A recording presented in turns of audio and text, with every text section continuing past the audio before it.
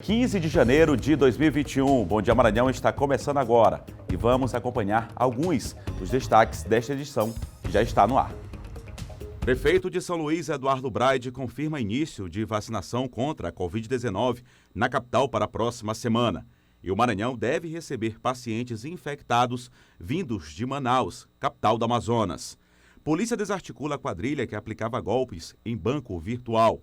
Mesmo sem aulas totalmente pais estão à procura de material escolar para os filhos neste início de ano. A procura por valores menores no comércio pode ajudar na economia financeira. E prefeito de Igarapé Grande, Erlânio Xavier, é reeleito presidente da FAMEM. Fique ligado na TV Difusora e tenha um bom dia, Maranhão.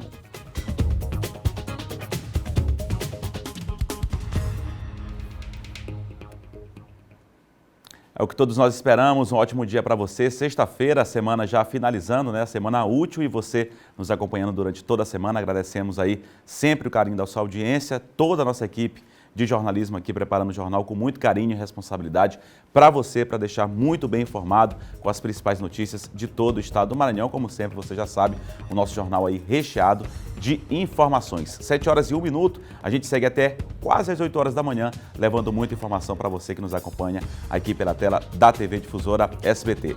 7 horas e 2 minutos agora, a gente começa a edição de hoje, mostrando a movimentação nas avenidas em alguns pontos aqui da capital São Luís.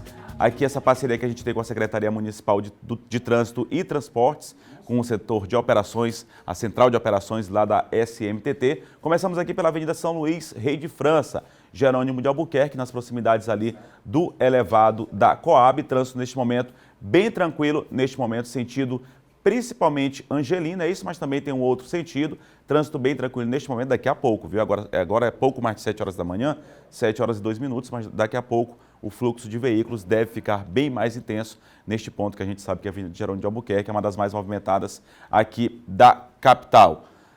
A gente vai agora para outra avenida, outro ponto aqui de São Luís, outra avenida da capital maranhense, a gente mostrando aqui imagens ao vivo, fazendo essa prestação de serviço logo nas primeiras horas da manhã, as pessoas atravessando ali na faixa de pedestre, que é o local adequado. A Avenida São Massal, neste momento agora a Avenida São Massal, naquela avenida que atravessa o bairro do João Paulo, também uma importante avenida aqui de São Luís, Avenida São Massal, neste momento, aí imagens ao vivo, você acompanhando neste momento, agora 7 horas e 3 minutos. A gente segue para outro ponto do trânsito aqui na capital São Luís. Outro ponto neste momento, a gente vai mostrar logo nas primeiras horas da manhã. Um trânsito bem tranquilo, né? Tanto na Avenida Jerônimo de Albuquerque como na Avenida São Massal. Agora sim, outro ponto da Avenida Jerônimo de Albuquerque, naquela câmera mais próxima, ali localizada no antigo Roque Santeiro, ali na altura do bairro do Angelina, nas proximidades do bairro do Bequimão. Aí sim, o trânsito está mais intenso nesse momento, fluxo mais intenso neste momento, aí neste ponto da capital São Luís. Só para finalizar, a Avenida Beira-Mar, agora a gente vai mostrar o último ponto, é a Avenida Beira-Mar na região central da cidade, o último ponto, a gente fazendo essa prestação de serviço para você que nos acompanha aqui no Bom Dia Maranhão. Avenida bem larga, né? Avenida que foi revitalizada há pouco tempo, né? Também ali ao lado do Museu da Refesa, que também foi revitalizado. Um espaço hoje, importante cartão postal de São Luís. Essa bela imagem, né? Finalizamos hoje a prestação de serviço mostrando o trânsito, mas com essa bela imagem aqui da ilha de São Luís. Tá aí então 4 pontos. Trânsito bem tranquilo, agora há pouco mais de 7 horas da manhã, 7h04, mas daqui a pouco, certamente, hoje ainda é um dia útil, sexta-feira, o trânsito vai ficar bem mais complicado. Então, para você que vai pegar o trânsito, tenha tranquilidade e paciência para evitar qualquer tipo de imprevisto. Agradecemos aí essa parceria com a Secretaria Municipal de Trânsito e Transportes e também o nosso repórter cinematográfico, Joel Oliveira. A gente segue falando de trânsito aqui, vamos agora para a segunda maior cidade do estado, o município de Imperatriz, com imagens ao vivo da rua Bernardo Saião, esquina com a rua Rio Grande do Norte. Você já acompanha imagens ao vivo neste momento aqui, desse cruzamento entre essas ruas, Bernardo Saião e também a rua Rio Grande do Norte. A gente já percebia carros circulando neste momento, também ciclistas. Trânsito já é um pouco mais intenso também, passado agora às 7 horas da manhã, neste ponto de Imperatriz. 7 horas e 5 minutos, a gente segue com esta edição do Bom Dia Maranhão, mostrando, claro, fazendo essa prestação de serviço importante para você que nos acompanha, mas seguimos com esta edição do Bom Dia Maranhão de hoje, falando da Covid-19. O Maranhão deve receber nos próximos dias pacientes de Manaus infectados pela doença que não encontram mais vagas para internação na capital amazonense. Pandemia terrível, muito triste o que vem acontecendo no estado do Amazonas. Eduardo Bueno tem mais informações a respeito deste assunto, participa aqui conosco. Muito bom dia, Bueno, uma notícia aí preocupante e o estado do Maranhão é um dos estados, na verdade, que deve acolher esses pacientes, não é isso? Muito bom dia a você, bom trabalho, Bueno. Pois é, Eduardo, um ótimo dia para você, bom dia a todos que nos acompanham. O Maranhão é sim um dos estados e o Hospital Universitário Presidente Dutra vai receber esses pacientes que em sua maioria estão em média gravidade. Os pacientes mais graves também vão ser transferidos para cá e para outros estados da federação. Segundo a empresa brasileira de gestão das redes de hospitais federais aqui de todo o país, cerca de 150 vagas foram disponibilizadas ao estado do Amazonas, principalmente a capital Manaus, que neste momento está passando por uma situação gravíssima com a deficiência de oxigênio para atender os pacientes que estão internados com a Covid-19. Eu tenho até aqui, Eduardo, a lista dos estados que vai receber também esses pacientes. O estado do Piauí, por exemplo, ontem disponibilizou 30 vagas no Hospital Universitário da UFPI, que é a Universidade Federal do Piauí. O Hospital Onofre Lopes, lá da Universidade Federal do Rio Grande do Norte, também vai receber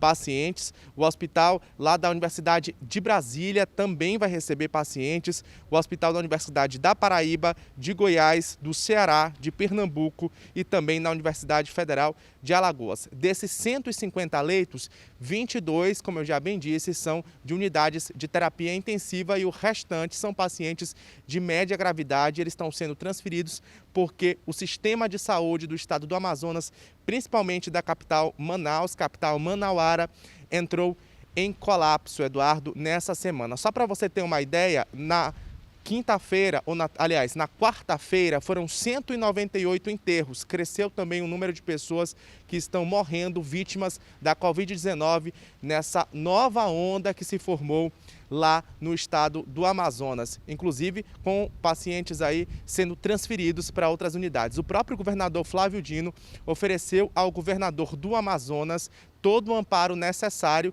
e já há, então, a possibilidade do Brasil buscar oxigênio, utilizar aviões americanos, e a Venezuela também ofereceu ao estado do Amazonas a possibilidade de transferência de oxigênio. A empresa que produz e distribui oxigênio aos hospitais públicos do estado do Amazonas e principalmente para a capital, Manaus, disse que o aumento na demanda fez com que a capacidade de produção acabasse sendo reduzida aí, já que o número de pacientes internados aumentou bastante. Agora, Eduardo, a gente começa também com um alívio, viu?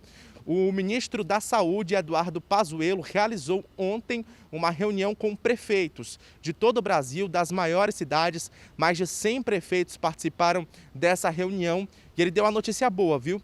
Que na próxima segunda-feira, essa é a previsão, já comecem a chegar as vacinas nas maiores cidades do Brasil. A gente vai conferir agora a reportagem do SBT Brasília. O encontro aconteceu no Ministério da Saúde e contou com 130 prefeitos. A maioria deles participou de forma virtual. Eduardo Pazuello afirmou aos dirigentes municipais que planeja iniciar a vacinação no dia 20, às 10 horas da manhã, mas que ainda não pode confirmar a data. Essa data está pendente desses dois fatores, né? Da logística de voo e da aprovação da Anvisa. A logística que o prefeito se refere é a de uma aeronave da Companhia Azul que deve partir nesta sexta-feira, às 11 da noite, de Recife, em voo direto para a Índia, onde vai buscar 2 milhões de doses da vacina desenvolvida pelo laboratório AstraZeneca em parceria com a Universidade de Oxford.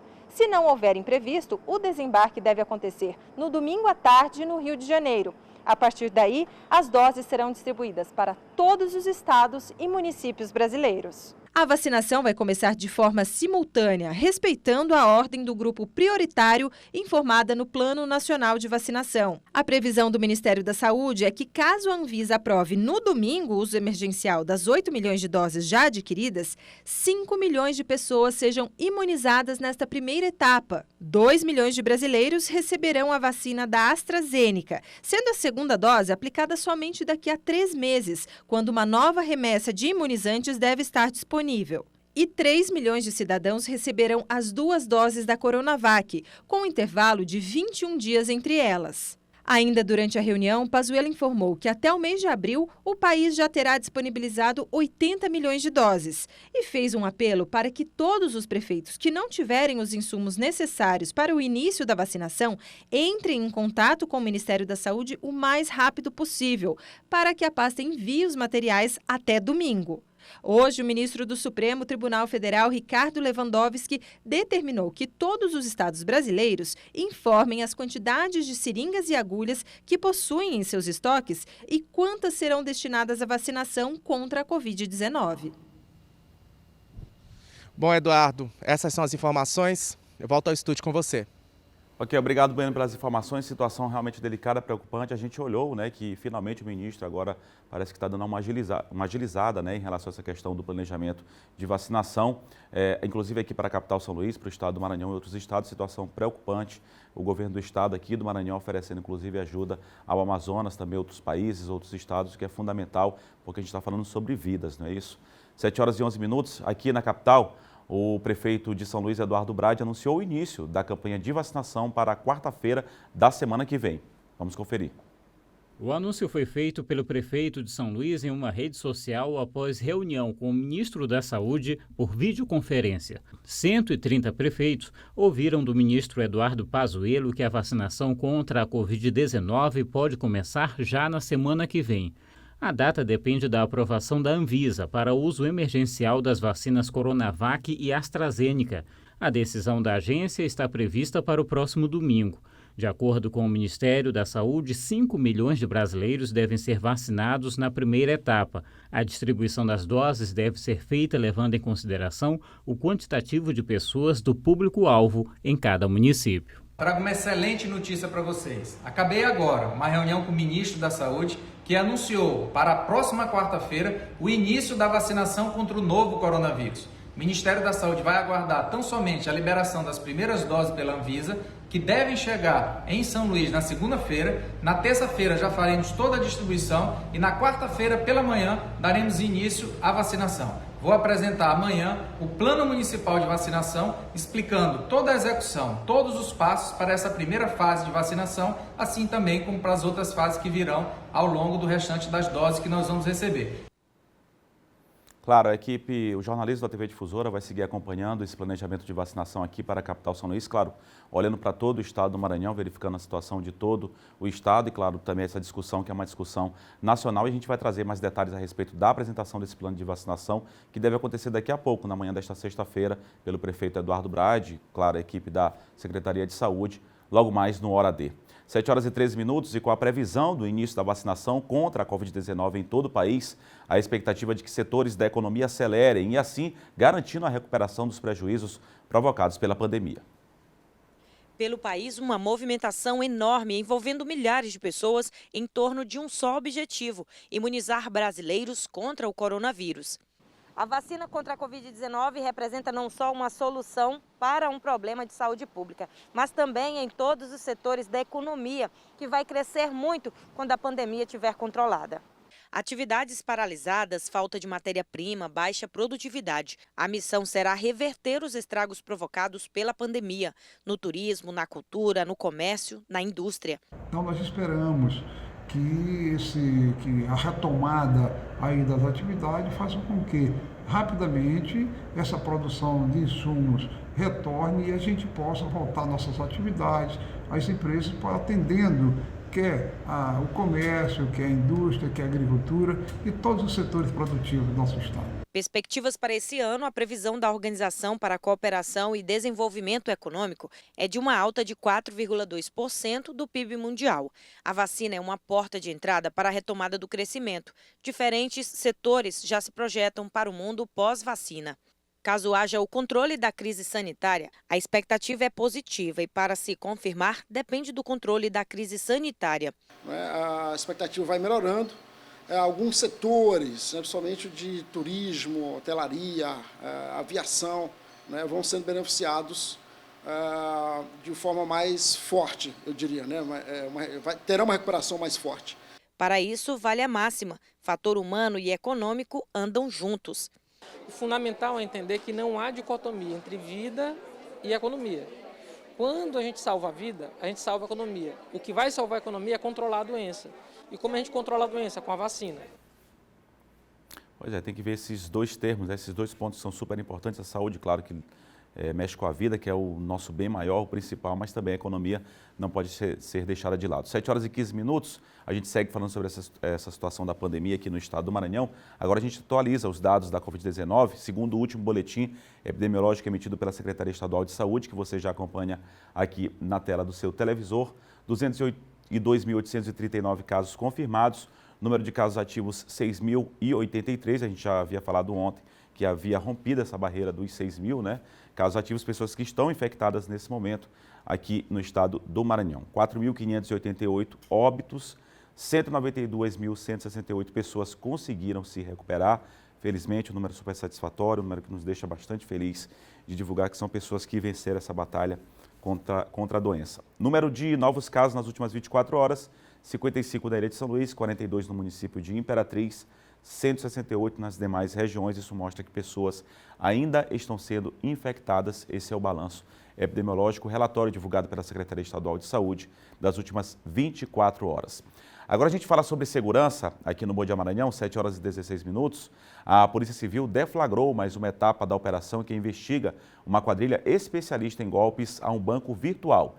Em um ano, cerca de 13 milhões de reais teriam sido desviados pelo grupo. A prisão efetuada nesta quarta-feira no bairro do Calhau, em São Luís, foi um desdobramento da segunda fase da Operação Ostentação, deflagrada ainda em dezembro do ano passado e que já colocou atrás das grades quase 40 pessoas. Sim, ela teve a prisão preventiva decretada no bojo dessa Operação Ostentação. É considerado um dos líderes dessa quadrilha que fraudou cerca de 13 milhões de reais do banco eletrônico Nubank. E ontem foi um desdobramento dessa Operação Ostentação e culminou com essa prisão e apreensão de vasto material aí que comprova a implicação desse acusado nesses crimes eletrônicos aí.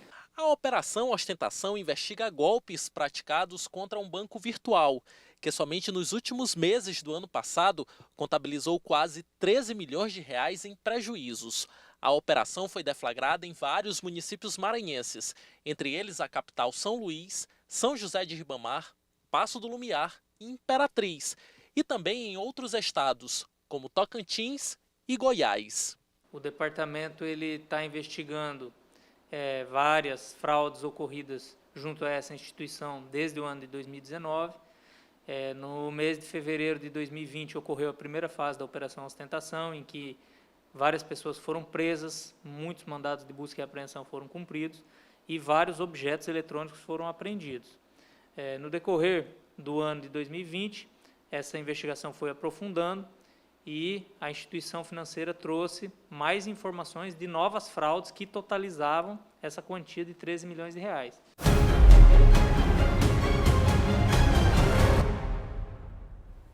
Seguimos falando de segurança aqui no Bom Dia Maranhão, já comigo Silvan Alves. Muito bom dia, Silvan. Bom dia, Eduardo. Bom dia a você, bom dia a todos. Silvan, a gente volta a falar de mais um assalto que aconteceu a um motorista de aplicativo aqui em São Luís, não é isso? É verdade. O motorista aí escapou por pouco, já que um dos bandidos acabou efetuando vários disparos dentro do carro. É um veículo Gol, onde ele foi chamado para atender esse aplicativo lá no São Cristóvão. Eram 2 indivíduos, renderam ele, pegaram o celular, pegaram o dinheiro que ele tinha, e aí, como se não bastasse, estouraram aquele vidro ali da porta do passageiro com um tiro.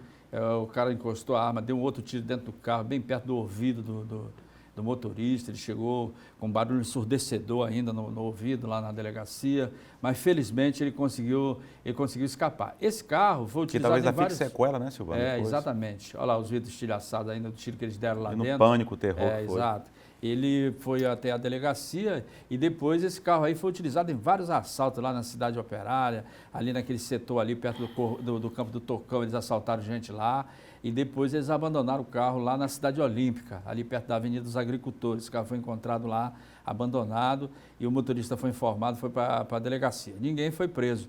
Essa semana, esse foi o terceiro, por causa do motorista de aplicativo, que é tomado como refém, falando, né, que a gente mostra. Tem um motorista de aplicativo que foi baleado no começo da semana.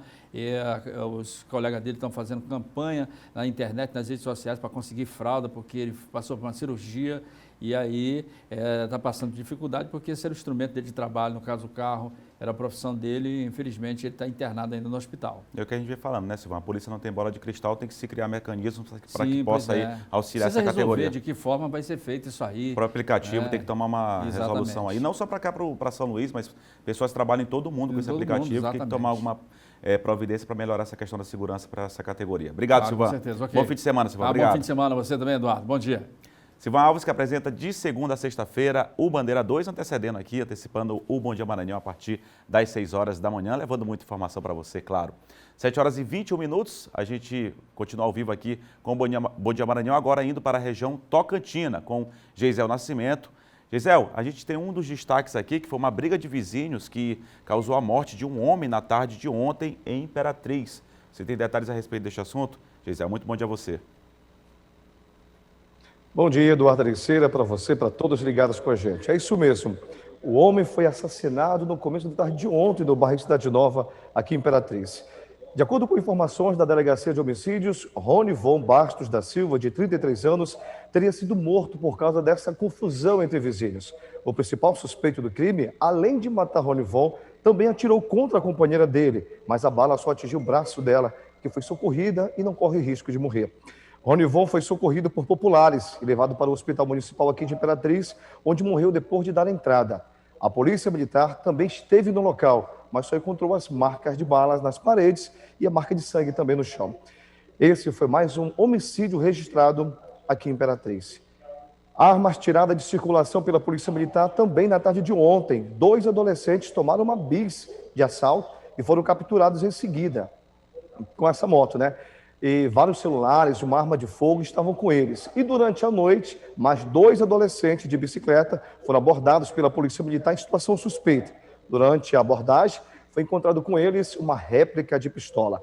Todos foram encaminhados à 10ª Delegacia da Polícia Civil. E a imprensa desportiva de Imperatriz foi convidada pela Sociedade Imperatriz de Desportos para uma coletiva de imprensa, que vai acontecer nesta sexta-feira, daqui a pouco, a partir das 8 horas da manhã, onde estarão presentes os membros da nova diretoria. Os assuntos apresentados serão sobre a comissão técnica e montagem do elenco, situação financeira e as ações de marketing para arrecadação.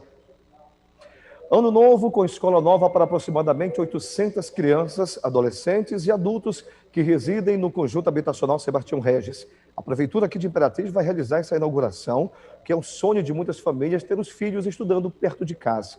O prédio, erguido com tecnologia inovadora, em parede de concreto e telhado termoacústico, terá 10 salas de aula climatizadas, setor administrativo, biblioteca, laboratórios de biorrobótica, de ciências e quadra coberta. As matrículas para o ano letivo de 2021 já serão efetuadas para a nova unidade. A Rede Municipal de Ensino ofertará vagas para as turmas de educação infantil com 1 e 2 períodos, ensino fundamental de 1º ao 9º ano e educação de jovens e adultos, o EJA. Essas foram as notícias de destaque de hoje, desta sexta-feira aqui em Imperatriz, viu, Eduardo? Desejando uma ótima sexta-feira, um excelente fim de semana para todo mundo ligado com a gente, para vocês aí na capital e para a nossa equipe também aqui na TV Difusora Sul. Para todos nós, viu, Geisel? Obrigado aí, um grande abraço para todos aí na TV Difusora Sul, para todos em Imperatriz e na região. Um grande abraço a todos. Tá aí o Geisel trazendo destaque, vida longa aí para o Cavalo de Aço, vida longa para o Imperatriz. O Geisel finalizou aí falando sobre essa questão da educação, a gente segue falando sobre a educação aqui no Bom Dia Maranhão. No próximo bloco você vai acompanhar que mesmo sem aulas totalmente presenciais, pais estão à procura de material escolar para os filhos. Neste início de ano, a procura por valores menores no comércio pode ajudar na economia financeira. E mais, tem ainda a previsão do tempo para esta sexta-feira, todo mundo querendo saber como inicia o fim de semana, não é isso? O Bom Dia Maranhão volta já agora às 7 horas e 24 minutos. A gente vai a um rápido intervalo com imagens ao vivo da Avenida Daniel de Latouche, na altura do bairro do Ipaze, aqui na capital, São Luís. Intervalo é rápido, a gente volta já, continue conosco.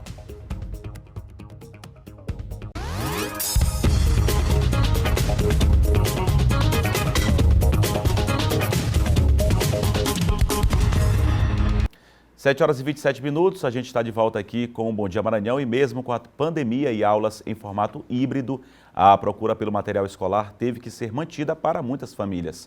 Além disso, a busca por preços mais em conta também. Lista em mãos e lá vai a Maria Laura em busca dos materiais escolares. Caderno, muitas canetas, lápis de cor, todas essas coisinhas de papelaria. Todos os anos ela faz questão de acompanhar a mãe na compra dos artigos, mas muitos itens escolhidos no ano passado se acumularam em casa porque com as aulas remotas não foram utilizados. Compasso. Ano passado eles pediram um, mas eu não usei e nem precisei dele. Então esse ano eu já vou reaproveitar porque ele ainda está na mesma condição do ano passado. Tá ótimo. Nós também pesquisamos alguns itens em 2 estabelecimentos da capital maranhense e a variação de preços é grande. Caderno simples de capa dura com 48 folhas saiu por R$ 3,79 no estabelecimento 1 e por R$ 5,35 no estabelecimento 2.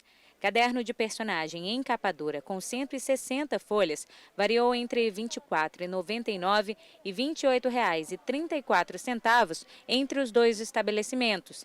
A dica que a gente dá sempre para esses consumidores que realmente estiveram um pequeno sofrimento em questão economicamente, sempre procurar os produtos de primeiro preço. A movimentação de pais e alunos nas papelarias aumentou neste mês aqui na capital maranhense. É que, após quase um ano de aulas remotas, a previsão é que nos próximos dias, em muitas escolas, as aulas presenciais sejam retomadas. Essas atividades têm impactado o setor. Esse ano o otimismo está muito grande, a gente tem uma expectativa muito boa. Por isso mesmo que a gente se preparou, se planejou e temos uma grande variedade de produtos, né, e preços também muito bons. Pois a gente percebe pelas imagens, né, da reportagem da Geice que a procura está boa, né, movimentação boa nas livrarias e papelarias, que foram setores também que sofreram muito por conta da pandemia, esse setor desse tipo de comércio, esse setor comercial. 7 horas e 30 minutos, a gente segue falando de educação aqui no Bom Dia Maranhão, porque a Associação Maranhense das Escolas Particulares realiza hoje um encontro entre gestores de escolas e órgãos públicos para discutir os desafios do ensino e da gestão escolar em tempos de pandemia. Sobre esse assunto eu converso agora com o Darlon Guimarães, que é presidente dessa associação. Darlon, muito bom dia a você. Eduardo, bom dia, Eduardo. É um prazer muito grande estar aqui e queremos dar um abraço, um alô a todos os nossos telespectadores que estão em casa. Obrigado pela sua presença aqui no Bom Dia Maranhão. Darlon, eu queria que você falasse sobre esse encontro que vai acontecer. Claro, vai reunir a associação aí das escolas particulares, mas também vários órgãos públicos para debater essa questão do retorno das aulas, essa dificuldade toda ainda que nós enfrentamos. Fala um pouquinho para a gente, além desses assuntos, o que deve ser debatido nesse encontro de hoje. Olha, Eduardo, nós temos assim grandes preocupações. Uma das primeiras preocupações que nós temos é que existe uma estatística que entre 30% e 50% das escolas de médio e pequeno porte, que é na verdade as escolas que compõem a nossa associação, a MEP, elas poderão fechar no ano de 2021. Isso em todo o Brasil? Isso em todo o Brasil. Então tem essa estatística e o objetivo de nós termos criado essa associação é justamente para nós darmos suporte a esse gestor, esse dono de escola, nesse momento. Até porque nós sabemos que 3 coisas podem trazer grandes transformações na sociedade. São as guerras, são as revoluções e as pandemias, né? Estamos diante de uma pandemia que ainda não acabou, né? E a gente fica pensando que existe a pandemia, existe o pós-pandemia. Nós não estamos ainda no pós-pandemia. Então, existe muita insegurança em todos os aspectos e os diretores, nesse momento, precisam se unir, estar juntos, estar irmanados. E por isso nós criamos esse encontro. Inclusive, nesse encontro, nós estamos assumindo, né, como a diretoria, a posse da nova diretoria. Pois é, a associação é nova, né? Recente, não é isso? Novíssima, novíssima. Nós tivemos o primeiro encontro entre o Natal e o Ano Novo, dado a urgência e emergência que houve. E a partir desse encontro nós vimos a necessidade. Hoje nós já estamos em menos de 2 semanas criados e nós já temos cerca de 30 escolas já e muitos pedidos para participar.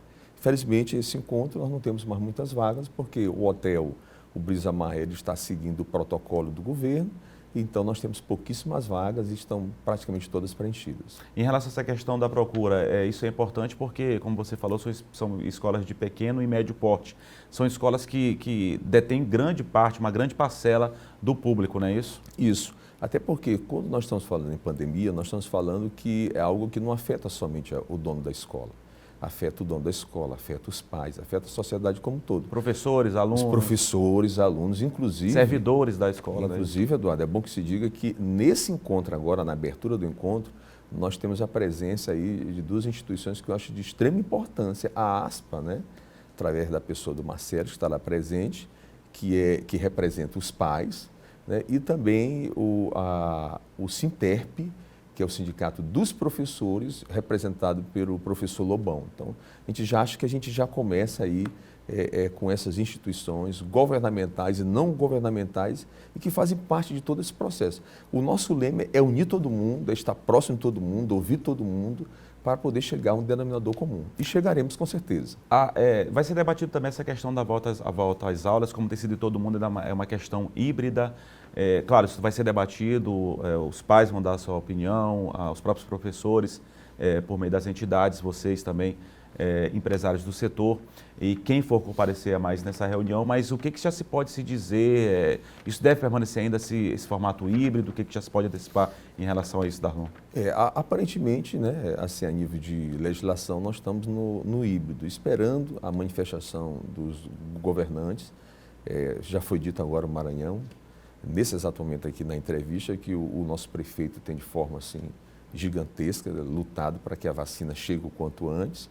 E nós, nesse momento, quando fizermos o nosso primeiro congresso, nós vamos estar elaborando uma comissão que ficará permanentemente acompanhando o processo, acompanhando as decisões do governador e as decisões principalmente das autoridades sanitárias. Darlon, acho que agora você falou um tema importante, de 30% a 50% é um número expressivo, um número muito grande de escolas de médio e pequeno porte que podem fechar. E aí ficariam escolas maiores que às vezes as pessoas não têm condição de pagar. O quanto seria trazer um impacto negativo isso para a economia do próprio Estado, para a economia do próprio país, já que nós estamos falando de escolas em todo o Brasil, e para os pais também, que às vezes só têm condição de bancar uma escola de médio e pequeno porte? Nós temos um grande lema na nossa instituição, que nós podemos ficar no distanciamento social, como estamos aqui, mas não no isolamento social. Hoje não é hora de ninguém se isolar, é hora de nós dialogarmos.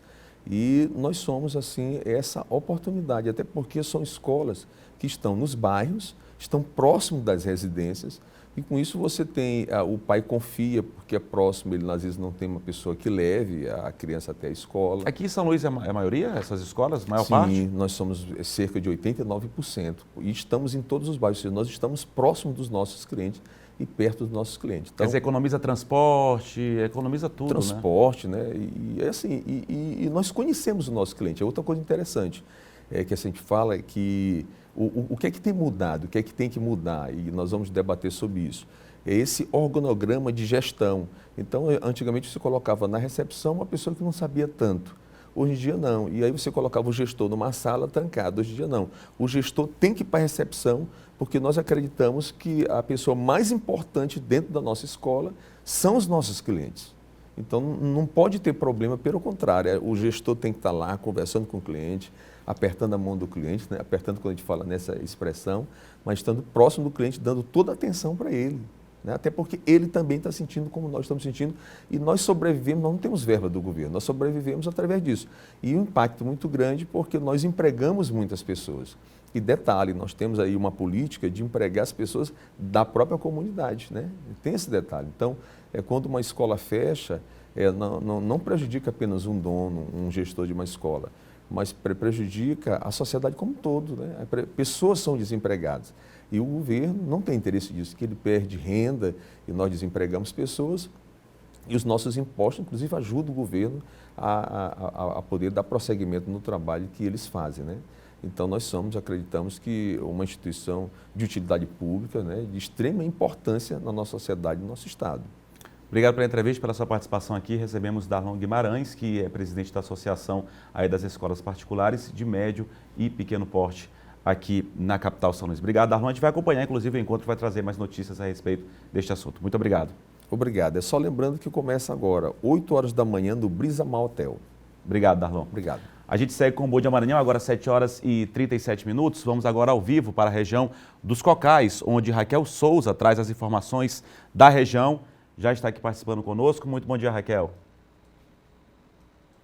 Olá, bom dia, Eduardo, bom dia a todos. Entre os destaques de hoje, a gente destaca, aliás, a ação da Polícia Militar de Caxias, que recuperou 2 motocicletas roubadas em menos de 24 horas. Os veículos foram roubados na noite da última quarta-feira e recuperados durante a Operação Bairro Seguro, que já é uma constante aqui no município. No momento da operação, os policiais também conseguiram deter um jovem que é envolvido na prática de assaltos na cidade. O primeiro veículo recuperado foi uma bis, que foi encontrada abandonada pelo Serviço de Inteligência da PM no bairro Nova Caxias. Ação aí que teve o apoio da equipe da Ronda Escolar. Após verificação do sistema, foi constatado que a moto possuía restrição de roubo. Já durante rondas de rotina no bairro Baixinha, a equipe do Esquadrão Águia, que faz o policiamento por meio de motos, avistou uma dupla em uma motocicleta modelo Fan, sem placa. Ao verem os policiais, os suspeitos tentaram fugir. Em um certo momento, abandonaram o veículo, mas acabaram, na verdade, adentrando o matagal, mas a polícia conseguiu deter um deles. A motocicleta que estava sendo usada pela dupla havia sido roubada na cidade de Codó, que é situada a cerca de 100 quilômetros de Caxias. As 2 motocicletas foram encaminhadas para a Delegacia de Polícia Civil para que seus proprietários sejam identificados e os veículos entregues. Com esses 2 veículos, a PM em Caxias contabiliza 11 veículos recuperados até agora, neste ano. E a outra notícia, Eduardo, que trazemos é que ontem à noite um frentista foi baleado durante uma suposta tentativa de assalto em um posto de combustível que fica situado próximo à Ponte Velha, em Caxias, na região do bairro Trizidela.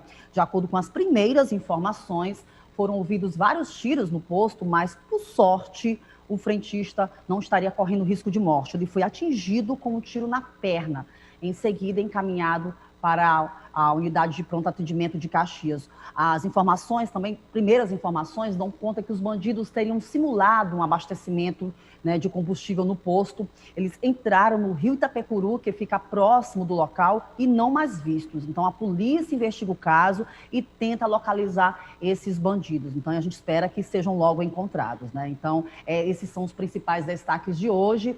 E lembrando que daqui a pouco a gente pega mais informações, a gente coleta mais informações sobre esse caso aí de suposta tentativa de assalto a esse posto de combustível. E a gente termina a participação desejando a você e a todos um ótimo fim de semana. Eduardo. A todos também aí na nossa equipe TV Sinal Verde aí no município de Caxias e, claro, a toda a nossa população que nos acompanha, essa grande audiência em toda a região. Grande abraço, Raquel, obrigado aí pela sua participação. Mais uma vez a Raquel Souza trazendo os destaques lá do município de Caxias. Como eu falei no bloco anterior, todo mundo querendo saber como é que começa o fim de semana, Hoje, dia 15, primeira quinzena do mês de janeiro já encerrando, 7 horas e 40 minutos. A gente vai acompanhar primeiramente imagens ao vivo do município de Imperatriz, segunda maior cidade do estado, para esta sexta-feira. Predomina tempo nublado e pancada esparsa de chuva a qualquer momento. Você acompanha agora tempo nublado neste momento, lá no município de Imperatriz, o sol querendo sair ali, mas o tempo bem cinzento ainda, muitas nuvens ali cinzas, tempo nublado neste momento na cidade de Imperatriz. Previsão para esta sexta-feira de mínima de 23 e máxima de 32 graus. A gente segue com a previsão do tempo, agora acompanhando imagens ao vivo aqui da capital São Luís, onde predomina tempo nublado e chuva isolada durante a manhã. Quer dizer, pode chover, a gente percebe. Eu vindo aqui para a TV, para a emissora, já percebi que o tempo estava realmente nublado nessa região central da cidade, onde nós estamos localizados. E o tempo permanece nublado aqui na capital São Luís. Essas são imagens ao vivo, captadas aí pelo nosso repórter cinematográfico, Joel Oliveira. Tempo nublado neste momento, a mínima é de 24 e a máxima é de 33 graus aqui para a capital São Luís. Agora, 7 horas e 41 minutos, a gente segue com o Bom Dia Maranhão. Você vai acompanhar aqui no próximo bloco. Alta no preço de alimentos faz com que as pessoas venham mudando os hábitos alimentares. E mais, Hernânio Xavier é reeleito presidente da FAMEM. Esse é um dos destaques do nosso quadro de política no próximo bloco aqui no Bom Dia Maranhão. A gente vai a um rápido intervalo, 7h42, com imagens ao vivo deste momento na Avenida dos Franceses. O trânsito neste momento na Avenida dos Franceses, a gente percebe que inclusive o asfalto está molhado, Prova que já deu um chuvisco hoje pela manhã. Intervalo é rapidinho, a gente volta já com o Bom Dia Maranhão.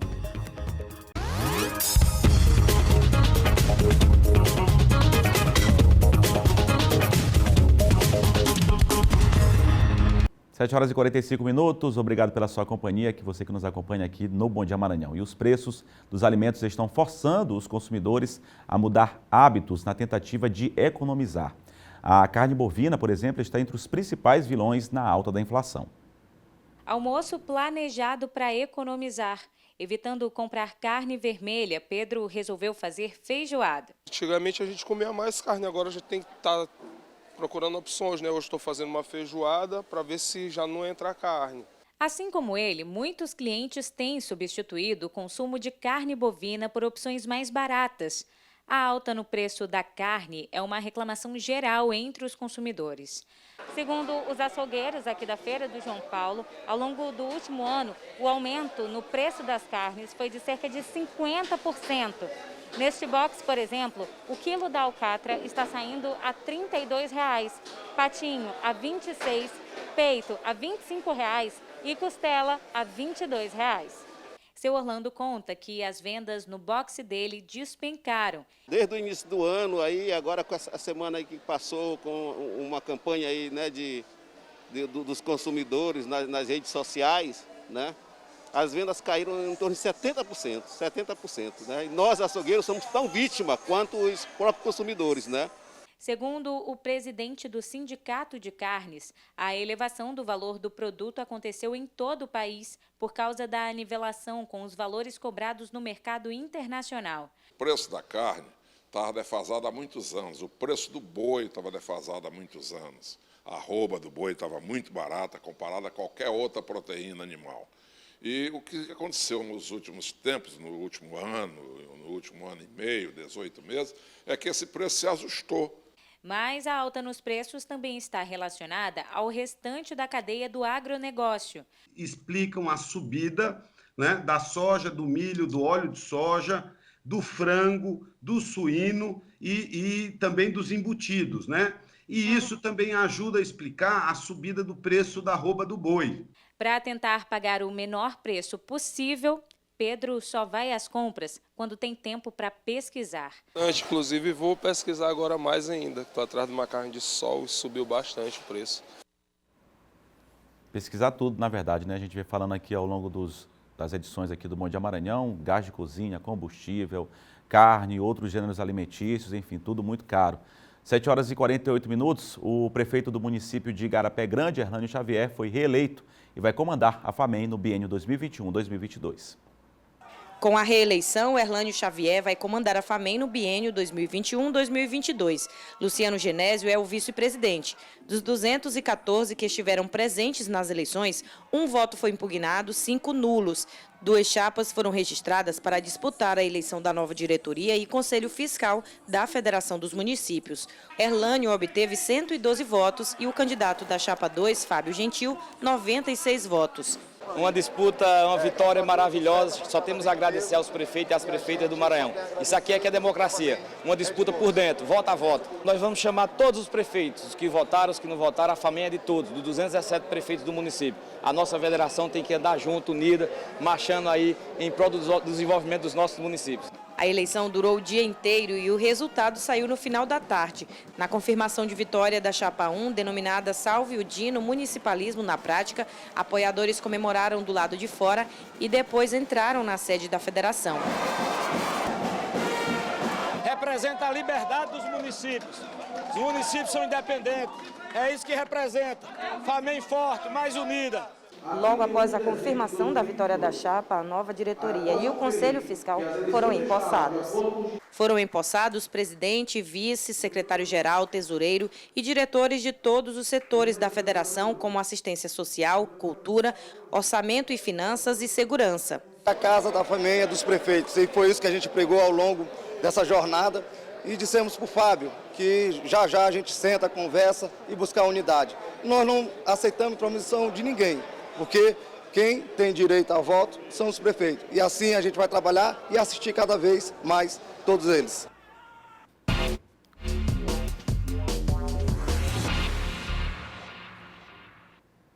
A gente segue falando de política, aqui já comigo, John Coutrinho. Muito bom dia, John. Bom dia, Eduardo. Bom dia a todos. John, a gente segue falando sobre o resultado da eleição. Claro, vimos falando aí durante toda a semana sobre essa eleição da FAMEM. Ontem aconteceu, conduziu aí a reeleição o prefeito Hernânio Xavier, prefeito de Igarapé Grande. Ele falou algo bem simbólico, que é a questão da luta pelo municipalismo, né? Ele que já está nesse trabalho, vai dar prosseguimento. E o Luciano também falou algo importante, que é a questão da unidade. Foi uma eleição apertada, diferença de poucos votos, mas ele disse que agora é hora de sentar com todos, o que é importante, todos os prefeitos, para tornar o Maranhão mais forte, o município mais forte, ainda mais em um momento como esse, não é isso?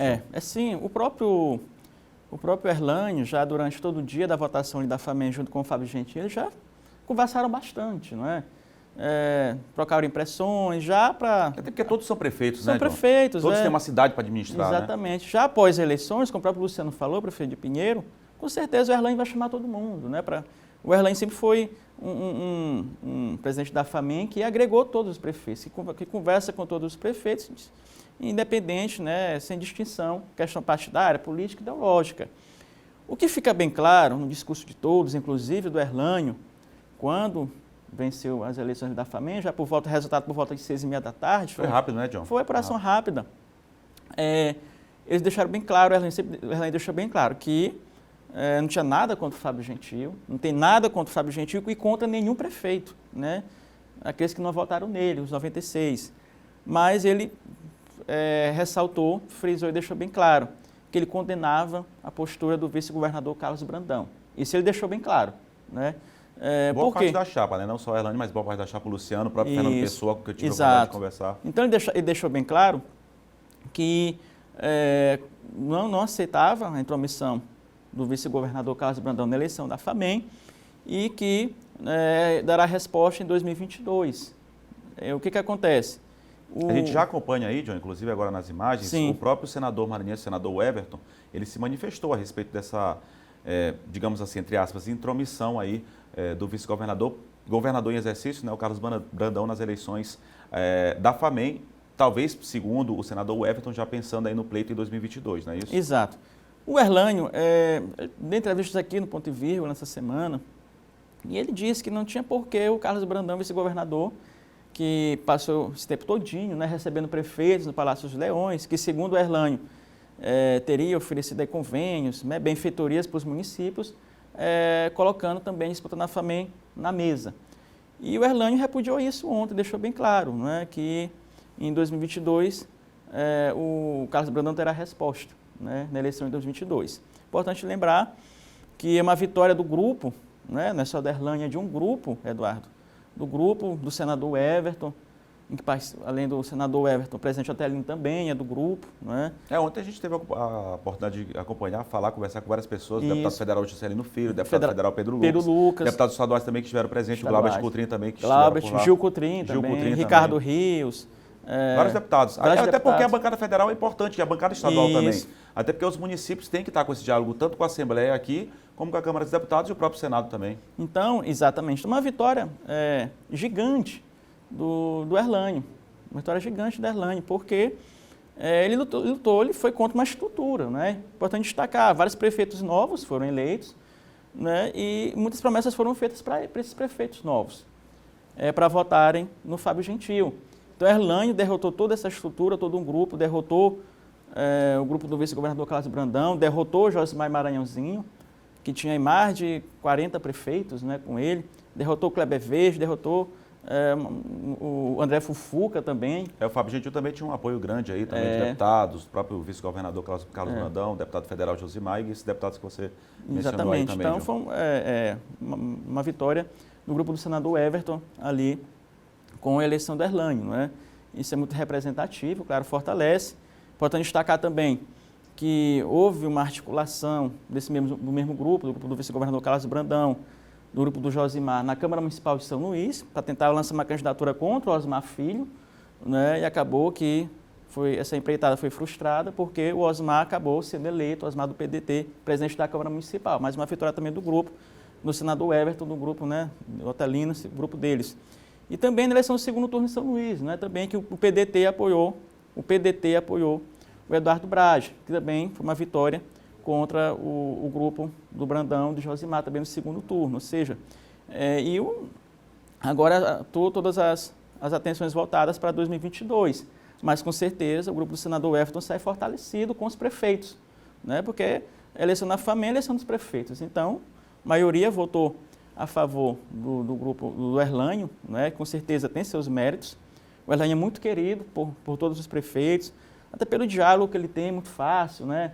Ele representa muito bem a realidade desses prefeitos do interior. Prefeitos também que compõem a chapa, né? O Luciano também tem um bom relacionamento na região da Baixada Maranhense. Da Baixada, ajudou bastante, né? Fernando Pessoa também tem um nome importante naquela região ali do município de Tutum. Então, foi uma vitória muito representativa aí pro Erlânio, pro Everton, né? Nessa disputa aí da FAMEN. É claro que havia uma expectativa do próprio Fábio Gentil, que deu declarações dizendo que só sairia ali da FAMEN com a vitória, né? Ele também estava confiante. Confiante, sim. Estava muito confiante na eleição. Com o Rigo, que era candidato a vice. O Rigo Teles, o Rigo Teles também que mobilizou, né? A região dele lá de Barra do Corda. E foi uma eleição apertada, né, John? Uma eleição. 16 votos de diferença. A gente falava aqui ontem, Eduardo, previa aí um resultado de 20 votos de diferença, né? Quase a gente crava, né? Quase a gente crava, né? Porque Quase foram 16, as 5 abstenções, é mais ou menos isso. 5 impugnados e uma abstenção. Exatamente. Então, foi mais ou menos isso que a gente cravou ontem aqui, essa diferença na eleição da FAMEN. Agora, passou a eleição da FAMEN. Né? Isso quer dizer, John, todo mundo agora de mãos unidas mais uma vez, o Erlânio, governo, Senado, Câmara, Assembleia. O próprio Erlânio disse o seguinte, que quando o governador Flávio Dino voltar, ele vai fazer uma visita ao governador Flávio Dino. Ele agradeceu, é importante destacar, o governador Flávio Dino, ele não interferiu na eleição da FAMEN. Você tem que deixar isso bem claro, não é o governador Flávio Dino. O governador Flávio Dino estava de férias, não é? De forma alguma interferiu na eleição da FAMEN. Secretários também que desejaram sorte, o próprio Márcio Gerri, o Márcio Gerri também, desejou sorte para os dois. O Márcio Gerri também não interferiu. E o Erlânio disse que vai visitar o governador Flávio Dino assim que o Brandão sair, não é?